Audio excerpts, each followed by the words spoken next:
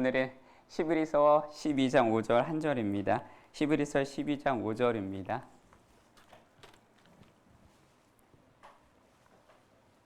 아니하고 또 아들들에게 권하는 것 같이 너희에게 권면하신 말씀도 잊었도다. 일러스되 내 아들아, 주의 징계하심을 경히 여기지 말며 그에게 꾸지람을 받을 때에 낙심하지 말라. 아멘. 오늘은 고난입니다. 고난이 왜 찾아오는지 함께 나누고자 합니다. 예수 믿는 사람들에게도 예수 믿지 않는 사람에게도 똑같이 고난이 와요. 똑같이 슬픔이 오고 똑같이 기쁨이 옵니다. 그런데 하나님이 저와 여러분에게 고난을 허락하신 이유는 간단해요. 고난은 하나님이 우리를 부르시는 소리라는 것을 기억하고 살아갈 수 있는 사랑하는 저와 여러분 되기를 바랍니다. 유명한 C.S. 루이스가 이런 말을 남겼습니다. 고난은 하나님이 우리를 흔들어 깨우시는 확성기다 라는 말을 했습니다. 고통의 문제라고 하는 그의 책에서 이렇게 이야기해요. 잠자는 영혼을 흔들어 깨우는 것. 여러분 오늘 아침에 주무시다가 일어나셨는데 스스로 일어나신 분도 계시지만 예를 들어 새벽 예배를 위해서 알람을 맞춰놓고 알람 소리에 잠을 깨는 분들도 계실 거예요. 우리의 영혼이 나태해지거나 깊은 잠에 빠져 있을 때 하나님이 더 이상 우리가 깊게 잠들지 않도록 깊게 영적으로 떨어지지 않도록 흔들어 깨우는 방법 중에 하나가 뭐냐면 고난입니다. 그 방법을 사용하시는 거예요. 그래서 이 고난은 하나님이 우리를 흔들어 깨우는 음성의 확성기라는 사실을 기억하시고 살아갈 수 있기를 바랍니다. 그래서 하나님이 우리에게 처음부터 귀에다가 확성기를 대고 고난의 메가폰을 사용하시지 않습니다. 처음부터 그러시지 않아요. 하나님이 이런 거예요. 나중에 오죽했으면 나에게 그런 확성기를 들고 소리를 치실까? 고난이란 방법으로 소리를 지르실까? 우리는 생각해 볼 필요가 있습니다. 나에게 고난이 오며 하나님이 확성기를 들고 소리를 치시는 거예요. 하나님이 그렇게 하나님도 매너가 있으시고 예의가 있으신 분인데 처음부터 여러분에게 고난을 툭 던져주시지는 않은 거예요. 하나님이 처음에는 여러분에게 가지 말아야 할 길을 가고 하지 말아야 할 일을 했을 때 하나님이 처음엔 당연히 부드럽게 이야기하시겠죠. 돌아오라, 안 된다, 가지 마라. 그 길이 아니라라고 이렇게 말씀을 하시는데 그런데 우리가 그것을 잘 듣지 않고 그냥 뭐 듣지도 못하고 그냥 가는 거예요. 그게 사망인지도 모르고 그게 절벽인지도 모르고 그냥 가는 거예요. 하지 말아야 될 일을 계속하는 거예요. 그러면 하나님이 보시다가 점점점 소리를 좀 높이시는 거예요. 그거 아니다, 멈춰라 라고. 그런데도 말을 하는 거예요. 난 모르겠다, 배째라, 가보겠다. 이렇게 좋은데 어떡하냐. 이렇게 막바지로 갔을 때 하나님이 그때 이제는 메가폰을 켜시고 그 길이 아니다 라고 말씀을 하시는 거예요. 그래서 하나 둘 테스트 하시다가 이렇게 이야기하시다가 바로 고난이라는 방법을 통해서 여러분을 가끔 흔들어 깨우실 때가 있다는 사실입니다. 그것은 내가 잘못 왔네. 내가 큰일 날 뻔했네. 우리의 감각에 무너진 잠자는 영혼을 주님이 흔들어 깨우는 소리라는 것을 기억하시고 살아가시길 바랍니다. 왜 고난이 왔냐고, 왜 나에게 그러냐고 이렇게 하기 전에 우리는 반드시 생각해야 합니다. 내가 지금 주님의 뜻대로 살아가고 있는가, 내가 주님과 함께 살아가고 있는지를 우리는 생각하고 살아가야 한다는 사실을 반드시 기억하시길 바랍니다. 제일 지혜로운 사람은 아시죠? 하나님이 소리 지르지 않게 하는 사람이고요. 하나님이 그냥 아주 세미한 음성으로 그 길이 아니다 라고 말을 했을 때 한 번에 단번에 알아듣는 사람입니다. 하나님이 속삭이듯이 말씀하시고 그것을 여러분이 들을 수 있는 사랑하는 삼성교회 여러분이 되시기를 바랍니다. 고난의 메가폰을 들으실 필요가 전혀 없고 고난이라는 방법을 여러분에게 쓸 필요가 전혀 없는 인생을 살아가시기를 축복합니다. 믿는 사람들에게 고난이 하나님이 여러분에게 주시는 두 번째는 여러분을 성숙하게 하는 과정이에요. 성숙, 익어가는 거죠. 여러분 아이들이 자라날 때 그냥 막 자라지 않아요? 뭐라고 하죠? 성장통을 앓게 됩니다. 저도 이렇게 키가 큰데 중학교 때 막 1년에 3cm씩 자랐어요. 근데 거기서 끝이었어요? 성장할 때, 클 때는 받는 고통과 통증이 있고 근육이 클 때는 성장통이 있습니다. 반드시 성장하기 위해서는 필요한 겁니다. 그래서 고난은 여러분에게 성숙하게 만드는, 성장하게 만드는 과정입니다. 그 고통이 싫어서 자라지 않는 사람 없어. 부모가 뭐라 그럽니까? 조금만 참아 큰다고 그래요. 부모도 그 고통을 알지만 그 고통을 감수할 수 있는 자녀가 별로 없어요. 우리의 믿음이 살아가는 여러분요, 어찌 몸이 크는데 거기서 그래서 고통이 따라오는데 저와 여러분의 영혼이 자라나는데 우리가 어찌 그 고통과 그 성숙을 감당하지 않을 수 있겠습니까? 예수 그리스도를 닮아가는 거 사랑하는 여러분 굉장히 어려운 거예요. 예수 그리스도를 닮아가는 거 이를 악물고 힘든 일입니다. 고난과 고통과 아픔과 상처가 있을 수 있습니다. 그래서 나의 모나진 부분이 깎여져 나가고 나의 마음이 넓어져 나가고 사랑하는 여러분 생각해 보십시오. 요한복음 15장에 보면 예수를 믿는 건 두 가지로 표현하는데 저가 내 안에 내가 저 안에 있다라고 이야기합니다. 이렇게 표현하는데 포도나무와 가지의 비유를 하시면서 말씀을 하시는 거예요. 저가 내 안에 내가 저 안에 이것을 이렇게 이야기할 수 있는데 사랑하는 여러분요 예수님이 저와 여러분과 함께 동행하십니다. 믿으십니까?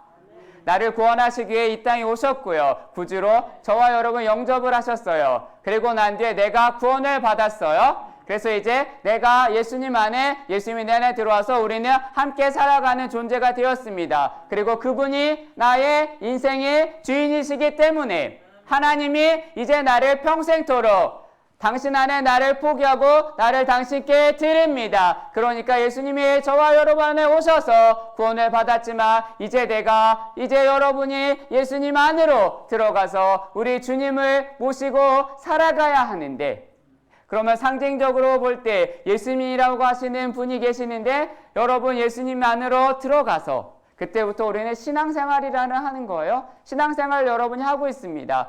그래서 우리는 예수님을 닮아가고 예수님이 걸어가신 그 길을 걸어가는데 그래서 우리는 그리스도의 형상을 닮아가야 됩니다. 예수님 안으로 들어가서 여러분 예수님을 닮아가려면 모난 부분을 우리는 잘라놔야 되고 튀어나온 부분을 잘라놔야 되고 깎아내야 됩니다. 욕심을 깎아내야 되고 못된 부분을 잘라내야 되고 마음이 밴댕이 같은 것을 넓혀야 합니다. 쉽지 않아요. 이게 얼마나 예수님을 닮아가는 게 고통스럽고 힘든 일입니다. 부족한 부분 당겨서 맞춰야 되고요.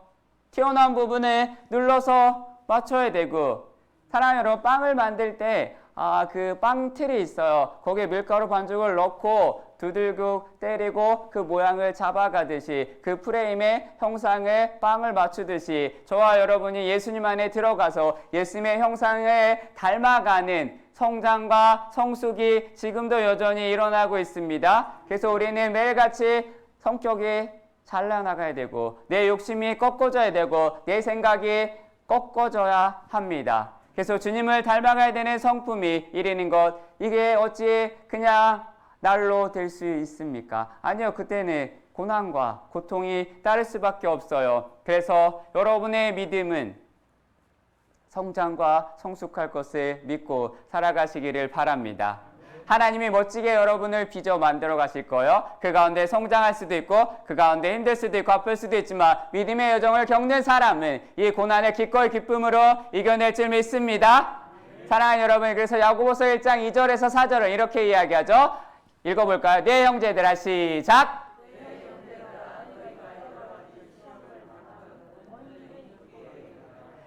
이는 너희 믿음의 시련이 인내를 만들어내는 줄 너희가 알미라. 4절입니다. 시작.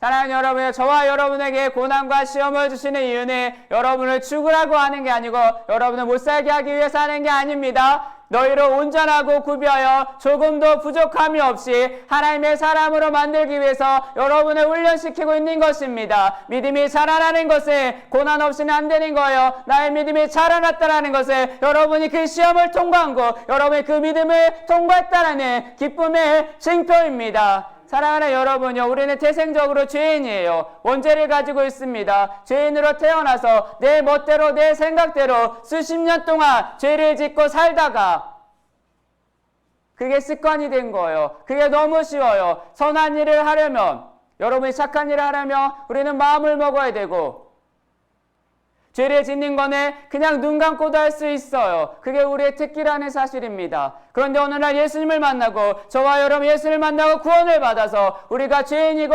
우리가 원죄가 있는데 하나님의 의인이라고 하시는 그분이 의인된 것이지만 의인된 것은 잘나서 된 것이 아니라고 이야기하고 우리를 의롭다 칭해 주셨다고, 그래서 칭의라고 하는데 여전히 내 속에 의인이 되었지만 옛사람과 죄성이 남아있어서 자꾸 올라옵니다. 그래서 우리는 얼마나 옛날의 모습으로 자꾸 끌고 갑니까? 그게 편해요. 예수를 믿는데도 저와 여러분의 언어가 예수 믿기 전의 언어와 많이 다르지 않아요. 예수를 믿었는데 집장산 개나리가 잘 나와요. 습관은 옛날의 습관이 잘 나오고 있다는 거예요. 하고 싶은 거 옛날의 것을 더 하고 싶어 합니다. 놀고 싶은 것은 세상이 말하는 것을 꼭 가봐야 되고, 세상이 먹어보라는 것을 꼭 먹어야 되고, 맛집에 가야 속이 풀리는 심성이 있어요.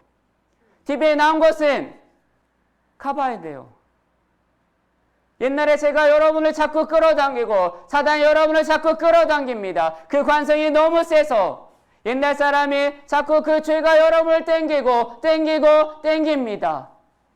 그리스도께서 우리를 키워가시고 보호하시고 훈련시키는데 그 사이에서 우리는 왔다 갔다 줄다리기를 하며 마음적으로 심적으로 고난과 아픔이 있다라는 거예요. 우리는 예수 그리스도를 닮아가야 합니다. 그런 존재인데 세상과 마귀가 저와 여러분을 자꾸 옛사람으로 끌어가려고 여전히 눈을 부리키며 여러분에게 다가오고 있습니다.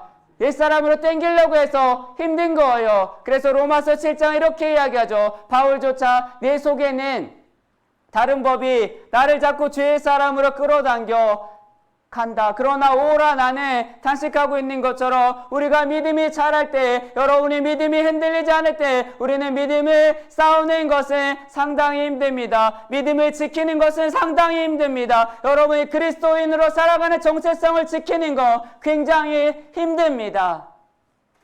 사랑하는 여러분요, 옛날에 제가 처음에 있는 교회에서요, 겨울이었어요. 눈이 왔는데 교회 옥상에 지붕에 올라가라고 해서 거기서 뭐 좀 확인하라 그래서 사다리를 타고 올라가다가 눈이어서 사다리가 미끄러져서 떨어졌어요. 떨어져서 어떻게 떨어졌냐면 이렇게 떨어져가지고 이렇게 샥 부러졌어요. 그래서 이렇게 깁스를 하고 있었는데, 깁스를 하고 나중에 뼈가 붙어서 아시죠? 깁스를 하고 풀면 저는 손이 근육이 똑같을 줄 알았는데 양쪽 사이즈가 달라요. 근육이 쫙 빠져버렸어요. 그래서 다시 이 기부스한 손이 풀어서 똑같이 되려면 시간이 굉장히 많이 걸립니다. 사랑하는 여러분, 이만큼 어떤 새롭게 변화가 되어지는 건 굉장히 힘듭니다. 구부렸다 펴는 것은 굉장히 어려운 거예요. 그러니까 그게 아프고, 깁스한 사람이 아닌 난 이렇게 그냥 깁스한 채로 살래, 그냥 나는 이렇게 구부린 채로 살래 하는 사람은 한 명도 없어요. 아무리 힘들고 아무리 어려워도 다시 난 이걸 물리치료해서 다시 찜질해서 아무리 힘들고 어려워도 근육을 키워서 이 손을 반드시 쓰고 말겠다라고 해서 균형을 맞추며 살아갑니다. 여러분도 다 똑같죠. 옛사람이 아무리 여러분이 편하고 세상 사람이 하는 게 아무리 편하고 좋아 보여도, 죄 짓는 게 아무리 편하고 부어라 마셔라 놀아라, 내가 예수 믿기 전에는 살았던 삶이 아무리 여러분에게 익숙하고 좋아도, 아니요, 지금 여러분에게 똑같이 물으면 그렇게 사시겠습니까? 라고 하면 단 한 사람도 없어요. 우리는 고통이 오고 우리는 힘들지라도, 우리는 어려울지라도 그리스도를 닮아가는 이 정체성과 믿음이 저와 여러분에게 있다는 사실입니다. 이것을 포기하지 말고 끝까지 붙들고 살아가는 사랑하는 여러분 되시기를 바랍니다. 그래서 나중에는 여러분이 급기야 주님이 완성하실 때에는 믿음의 군사가 되는 줄 믿으시기를 바랍니다. 그런 차원에서 고통은 치유와 성장을 위한 과정입니다. 여러분 지금 만약에 여러분이 믿음이 아프시다면 성장하고 있다는 뜻입니다. 기쁘게 받아들이시길 바래요. 여러분에게 고난이 왔다면 기쁘게 받아시기를 바래요. 하나님이 나를 한 번 더 업그레이드하는구나. 예 하고 기쁘게 살아가시기를 바랍니다. 하나님한테 하나님 아프다고요 라고 말씀하시지 마시고요. 기쁩니다. 감사합니다 라는 고백이 여러분에게 있기를 바랍니다. 어쩌면 믿음이 여러분에게 자라나는 거예요. 여러분의 믿음이 예수 믿는 그 사람보다 가장 탑 클래스에 올라갈 수 있습니다. 그런 기회다라고 생각을 바꾸시기를 바랍니다. 사랑하는 여러분, 정말 위대한 크리스찬이 되는 과정은 항상 거기에 걸맞는 여러분이 넘어야 될 산과 벽이 있습니다. 가장 위대한 선수가 가장 많이 노력을 한다는 말이 있습니다. 가장 유명한 배우가 가장 많은 악플에 시달린다는 말이 있어요. 가장 노래를 잘하는 가수의 목이 가장 상태가 안 좋다라고 이야기합니다. 가장 탁월한 화가의 캔버스가 가장 많이 버려진다고 이야기해요. 가장 위대한 작가의 원고가 가장 많이 찢는다라고 합니다. 사랑하는 여러분이요, 14번 두들겨 맞으면 14K가 되고 18번 두들겨 맞으면 18K가 되고 24번 두들겨 맞으면 24K 순금이 된다라는 게 있습니다. 사랑하는 여러분이요, 고난을 받으면 받을수록 여러분의 믿음이 정금이 되어야 된다는 사실을 기억하고 기쁘게 여러분 그 과정을 통과하시기를 바랍니다. 욥기 23장 10절에 이렇게 나와요. 그러나 읽어볼까요? 시작!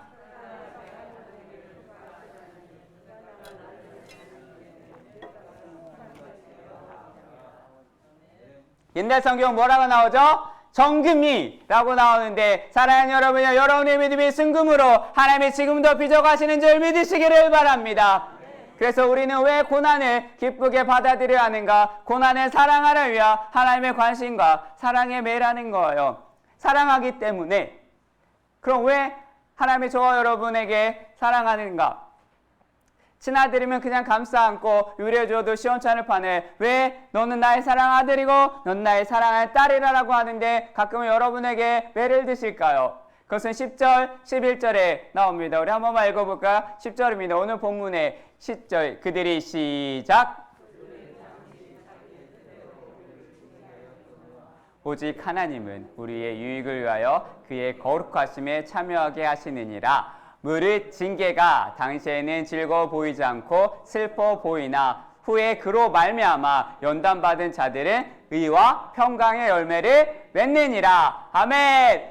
우리를 징계하시는 이유는 우리를 거룩하게 하나님을 닮아가도록 하기 위해 의와 평강의 열매를 맺기 위해 여러분을 지금 만들고 계시다라는 거예요. 하나님이 나에게 고난을 주셨다. 그것은 나를 거룩하게 만드시는 거래요. 하나님 우리를 회초리라고 하는, 고난이라고 하는 징계하는 것을 여러분을 통해 보니까 그것은 여러분을 거룩하게 하시려고, 여러분의 믿음을 성숙시키려고, 여러분의 순금을 만들기 위해서 하나님이 여러분에게 때때로 힘든 순간을 주실 것입니다. 그러나 그 회초리를 드시는 분이 누구냐는 게 중요한 거예요. 여러분에게 고난을 주는 사람이 누구냐는 게 중요한 거예요. 여러분에게 믿음을 성숙시키는 분이 누구냐가 중요한 거예요. 하나님이십니다.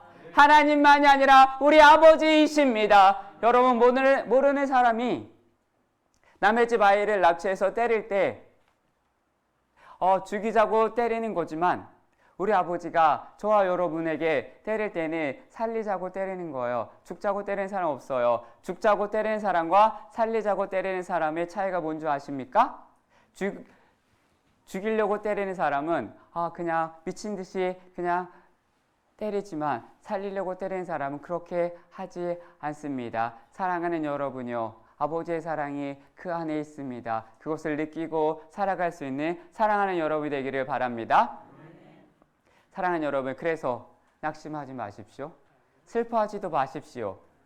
그냥 하나님의 사랑이 여러분에게 있는 것을 끝까지 믿고 살아갈 수 있기를 바랍니다. 그래서 고린도전서 10장 13절은 이렇게 이야기하십니다. 사람이 시작! 감당할 시험 밖에는 너희가 당한 것이 없나니 오직 하나님은 미쁘사 너희가 감당하지 못할 시험 당함을 허락하지 아니하시고 시험 당할 즈음에 또한 피할 길을 내사 너희로 능히 감당하게 하시느니라. 하나님이 여러분에게 피할 길을 만들어 놓고 저와 여러분을 경책하고 저와 여러분을 꾸짖으시는 하나님을 우리 아버지이심을 믿으시기를 바랍니다. 그래서 하나님 앞에 고난을 받고 내가 하나님 앞에 책망을 당한다고 생각해도 낭망하지 말고 슬퍼하지 말 것을 오늘 여러분 읽은 5절에 이렇게 말씀하고 계세요. 내 아들아 그에게 꾸지람을 받을 때 낙심하지 말라 라고 말씀하십니다. 우리를 살리고 우리를 더 나은 사람으로 만들기 위해 하나님의 사랑의 손길이 여러분에게 있습니다. 그것을 기억하시고 살아갈 수 있기를 바랍니다. 이걸 모르며 이걸 잃어버리며 우리는 맨날 하나님께 야단 맞을 때 하나님이 여러분에게 테스트하실 때 시험하실 때 아버지가 여러분에게 탁 때리며 그리고 말을 하는 거예요. 싫다고 화딱지 난다고 집을 뛰쳐나가고 교회를 뛰쳐나가고 그런다는 거죠. 그거는 부모가 만약에 아들과 딸과 손자 손녀에게 한마디 했는데 집 나가버리고 문을 잠그면 얼마나 속상할까요? 내가 너를 사랑해서 그 말 한마디 했는데 애가 그것을 못 받아들여주며 우리는 슬프고 속상해요. 사랑하는 여러분이요. 하나님은 여러분을 향해서 가끔은 사랑의 매를 드실 때 그렇게 생각하지 마세요. 기독교만 종교인가? 이 교면 교회인가? 하고 불교로 가버리거나 문을 박차고 나가서 이런 식의 사람이 되지 않기를 바랍니다. 하나님의 사랑의 매를 여러분에게 혹시 드실 때 하나님이 여러분을 붙잡으시고 여러분의 관심을 주시고 내가 주의 신을 떠나 어디로 가오리까? 나는 하나님밖에 없습니다. 내 평생에 주를 떠나지 않겠습니다. 주님께 더 가까이 나아가는 여러분이 되시기를 바랍니다. 이 고백이 끊이지 않기를 바랍니다. 이 중에 누구라도 마귀가 주는 시험 유혹에 빠지는 사람이 한 명도 없기를 바랍니다. 하나님이 주시는 시험 테스트에 그 테스트는 여러분을 죽이고자 하는 게 아니라 살리자고 주시는 것이기 때문에 한 사람도 우리 사랑하는 삼성교회 여러분을 죽는 사람이 없고 살아나기를 축복합니다. 하나님이 여러분을 살리실 것입니다. 하나님이 여러분을 붙드실 것입니다. 그리스도인은 그래서 하나님만을 붙잡고 살아갈 수 있는 것입니다. 고난이 여러분에게 좋은 이유는 고난은 선물이에요. 표정이 좀 안 좋아지는데? 고난은 선물입니다. 고난이라는 선물을 주시는데 생각해보면 고난이라는 선물인 이유는 간단해요. 하나님이 지금 나에게 주시는 고난은 장차 더 큰 고난을 미리 막기 위해 주시는 고난인데 그냥 내비두면 태산 같은 고난이 다가올까봐 미리 하나님 앞에 조심하고 미리 하나님 앞에 회개를 하고 미리 하나님 안에 거하면서 어떤 고난이 와도 더 큰 고난을 맞이하지 않기 위해 하나님이 여러분에게 미리 주시는 작은 고난이라는 거예요. 그 선물이라는 거예요. 더 큰 고난을 만나기 전에 나를 사랑하셔서 나에게 관심이 있으셔서 내가 너무 좋아서 주시는 작은 고난이므로 그 고난을 통해서 해석해서 하나님이 나에게 주시는 거구나 라고 기쁘게 누리고 살아갈 수 있기를 바랍니다. 여러분에게 오는 작은 고난에서 그때 하나님이 여러분에게 물으셨을 때 거기서 돌이키지 않으면 장차 닥칠 큰 고난이 여러분에겐 이기심이 없다라는 거예요. 작은 고난에 우리는 눈치를 채야 됩니다. 하나님의 음성에 가장 민감한 여러분이 되셔야 합니다. 이 고난을 주신 이유가 더 큰 고난을 만나지 말라는 하나님의 사인이구나.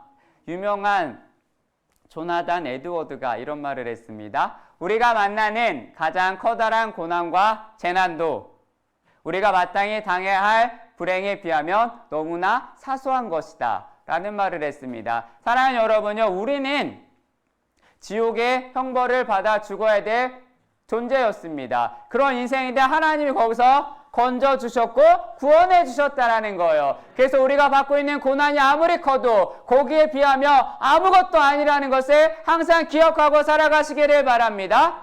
그래서 또 다른 차원에서 우리는 정말 예수님을 모르고 나중에 받아야 될 어마어마한 고난에 비할 것 같으며 그냥 예수님 안에서 당하는 고난은 결코 크지 않은 거예요. 예수님 밖으로 벗어나며 거기서 당하는 고난이 주님 안에 있는 것보다 훨씬 크다는 것을 반드시 기억하십시오. 그래서 이 공동체, 이 교회, 이 예수 그리스도의 품을 벗어나지 않는 사랑하는 여러분이 되기를 바랍니다. 제가 왜 고난을 감히 선물이라고 이야기하냐면 사랑하는 여러분이요, 필립 얀시가 이런 말을 했어요. 영혼을 살리는 자라는 책에서 이렇게 이야기했어요. 그가 신학교 시절에 제가 굉장히 읽다가 감명받았는데 내용은 이거예요. 이 필립 얀시가 나병환자촌을 갔어요. 어느 날 나병환자촌을 방문했는데 거기 가면 고통을 받는 사람이 굉장히 많은데 손가락이 다 날아가고 눈썹이 없고 입술이 다 사라지고 귀가 떨어지고 부모에게 버림받고 가족에게 버림받은 마음의 고난, 육체의 고난에 정점에 있는 분들이 그분들인데 그 나병환자촌에 필립 얀시가 갔는데 필립 얀시의 눈에 충격적인 장면 하나가 들어왔대요. 나병환자 한 명이 신발끈을 묶는데 그것을 가만히 봤는데 신발끈을 다 묶었어요. 그만 묶어도 될 것 같은데 끝까지 계속 점점 신발끈을 당기더래요. 어디까지 당기는지 아십니까? 그 발이 잘려나갈 정도로 계속 신발끈을 당기고 묶더랍니다. 아십니까? 나병 환자는 고통을 느끼지 못합니다. 내 귀가 떨어져 나가고 내 손가락이 떨어져 나가도 아픈지 모르는 거예요. 자기 발이 잘려나가는 것도 모르고 그냥 계속 신발끈을 묶고 있더래요. 거기서 그분이 굉장히 충격을 받았습니다. 그리고 그분은 이렇게 고백합니다. 나 환자에게 고통이 느껴지는 건 회복의 시작이다. 고통이 선물이 될 수 있다. 이게 그분들의 이야기가 아닙니다. 저와 여러분의 이야기가 될 수 있습니다. 사랑하는 여러분이요, 우리의 영혼이 영적으로 나병 환자같이 된 사람이 많아요. 감각이 없어요. 죄가 죄인지 모르고 하나님을 떠나고 가는데 감각이 없어요. 돌아오라고 말을 해도 감각이 없는 거예요. 내 영혼이 죽어가는데 거기엔 관심이 없고 내가 어떻게 살지, 내가 무엇을 먹을지, 내가 오늘 무엇을 놀지에 관심이 더 많아져 가고 있는 영혼이 있다라는 것입니다. 영적 감각이 죽지 않기를 바랍니다. 영적 감각이 가장 민감하길 바랍니다. 송곳으로 톡 찔러도 굉장히 아픈 그런 민감한 영적 감각이 여러분에게 매일같이 있기를 바랍니다. 하나님이 말씀하셔도 듣지 못하고 하나님이 보여주셔도 보지 못하고 하나님이 내가 너와 함께 있다고 쓰다듬어도 그것을 느끼지 못하는 불행한 영혼이 아니라 길이 아닌 곳을 갈 때 하나님이 아니다라고 말을 하며 멈춰야 되는데 계속 가는 그런 존재가 아니라 영적 관계에 죽어 말라 비틀어져가는 영혼이 없기를 바랍니다.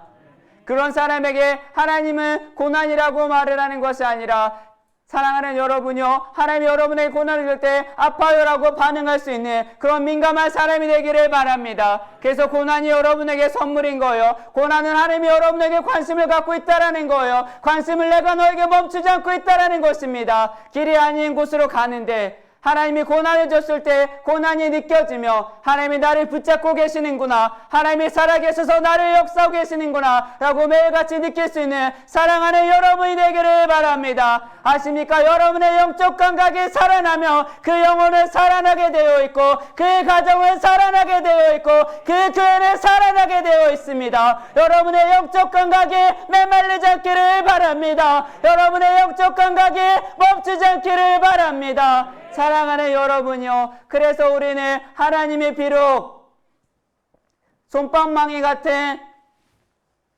시험을 준다 할지라도 고난이라고 할지라도 우리를 자극했을 때 하나님 뜨겁습니다. 하나님 들려요. 하나님 보여요. 하나님 알겠습니다라고 고백할 수 있는 사랑하는 여러분이 되시기를 바랍니다. 주님이라고 하는 여러분 영적 감각이 평생 죽지 않기를 바랍니다. 영적 감각이 살아있기를 축복합니다. 이런 차원에서 보면 시편 119편 71절에 시편 기자가 이렇게 이야기해요. 읽어볼까요? 시작. 내게 유익이라 이로 말미암아 내가 주의 일례들을 배우게 되었나이다. 할렐루야. 이런 사람은 고난 한가운데서도 느낄 수 있어요. 이게 왜 고난인가 했는데 그 고난이 지나고 난 뒤에 회고하는 거예요. 돌아보니까 그때 그 상황이 내게 유익이었다. 그때 상황이 내게 슬픔이 아니라 분노가 아니라 화가 아니라 감사였다. 하나님의 율법을 떠나왔는데 그 타이밍에 하나님이 나를 만지셔서 내가 다시 하나님을 기억하며 하나님의 율법을 더욱더 기억하게 되었노라 라고 말을 할 수 있습니다. 이 고백이 여러분의 고백이 되길 바랍니다. 이 고백이 여러분의 삶의 고백이 되기를 바랍니다. 사랑하는 여러분이요, 여러분의 환경에서 아플 수 있고 힘들 수 있고 억울할 수 있지만 그때 왜 이런 상황이 나에게 왔냐고, 왜 이런 슬픔이 나에게 왔냐고 라고 분노하지 말고 지나고 보면 그 아픔, 그 고난, 그 사건이 여러분을 살렸을 것이고 여러분을 축복하셨을 것이고 여러분을 다시 돌아오게 하는 아름다운 축복이었다는 사실을 기억하시기를 바랍니다. 그래서 고난이 여러분에게 축복이에요. 이런 말이 있어요. 공부는 많은 것을 가르쳐주고 고난은 모든 것을 가르쳐준다. 공부는 여러분에게 많은 것을 가르쳐주지만 고난은 여러분에게 모든 것을 가르쳐줄 것입니다. 기독교는 고난을 피하는 법을 가르치는 종교가 아닙니다. 고난을 이기는 법을 가르쳐주는 종교입니다. 성경에 보면 고난을 피하는 법을 설명하지 않아요. 영혼의 사교절이라는 책에 이렇게 이야기해요. 성경은 모든 장 속에 고난을 이기는 법을 담아두셨다.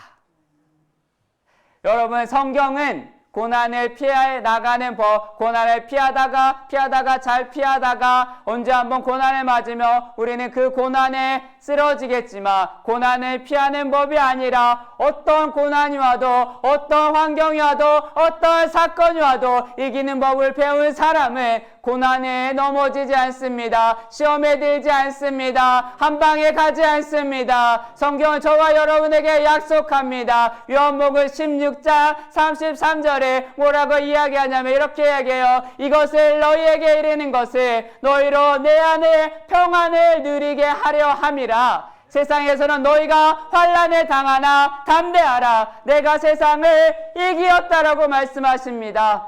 고린도전서 15장 이렇게 이야기해요. 우리 주 예수 그리스도로 말미암아 우리에게 승리를 주시는 하나님께 감사하노라.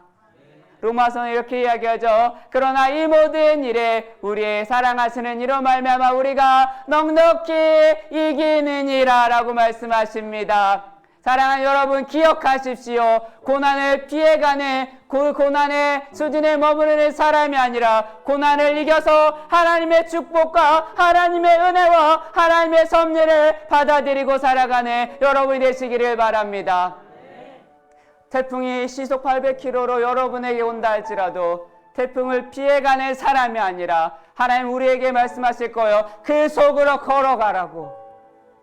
처음에는 우리가 잎새 있는 바람에도 넘어지는 신앙이고 누가 한마디 하면 화딱지 나서 교회 안 나가! 라고 말을 하지만 하나님은 우리를 온전하여 구비하여 조금도 부족함이 없이 만들어서 나중에 여러분이 고백할 거예요. 태풍아 오너라. 내가 그 태풍 시속 800km 그 바람이 불어와도 나는 그 길로 걸어갈 것이다. 하나님이 그렇게 만드셨고 하나님이 그렇게 만드셨으니 나는 갈 거다라는 고백이 여러분에게 있기를 바랍니다. 그래서 그 태풍, 그 인생의 수많은 고난을 걷고 이기고 나면 나중에 아십니까? 놀라운 일이 벌어지는데 태풍의 눈이라고 하는 그 한가운데로 들어가면 희한하죠. 바람이 하나도 불지 않고 그 한가운데는 절대 평안을 만나게 됩니다. 아십니까? 그 한가운데 서 있는 예수 그리스도가 여러분을 안아주실 거예요. 수고했다. 그 고난, 그 상황, 그 아픔, 그 억울함을 뚫고 나를 믿고 여기까지 왔구나. 고맙다, 사랑한다, 수고했다. 이 말을 반드시 기필코 들으시기를 바랍니다. 중간에 날아가지 마시고요. 뒤돌아가지 마시고요. 이 태풍, 이 고난을 피하는 게 아니라 뚫고 나가는 겁니다. 여러분의 인생은 하나님이 뚫고 나가라고 주셨어요. 왜? 주님이 함께 하십니다. 어디까지요? 주님 앞에 서는 그날까지 그렇게 가셔야 합니다.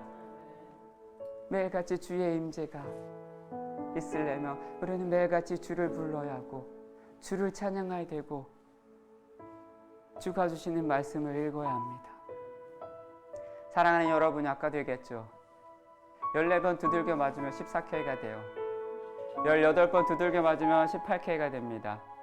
24번 맞으면 순금이 된다고 하셨습니다. 여러분 어떤 금을 좋아하십니까? 저 24K죠. 여러분의 믿음도 24K가 되길 바랍니다. 그러려면 대가지불이 있어야 돼요. 두들겨 맞을 거예요. 시련이 올 거고 아픔이 올 거고 환난이 올 것입니다. 그것을 믿음으로 이겨낼 수 있는 사랑하는 여러분이 되길 바랍니다. 포기하지 마십시오. 나는 14K가 될래요. 하지 마십시오. 주가 여러분의 순금이라고 말씀하셨어요. 거기까지 될 때까지 가야 합니다. 오늘 하나님이 여러분을 정금과 같이 빚어 만들어 가시는 가운데 아무리 힘들어도 우리의 구주 희망 대신에 태풍 속에서도 여러분의 손을 잡아 계시는 주를 의지함으로 말미암아 승리할 수 있는 사랑하는 예수 그리스도의 사람이 되시기를 축복합니다. 그런 존재입니다. 그런 사람입니다. 그런 사람이 될 수 있는 고백이 저와 여러분의 있기를 바랍니다. 우리 찬양하고 기도할 건데요. 이 찬양이 여러분의 아름다운 고백이 되길 바랍니다.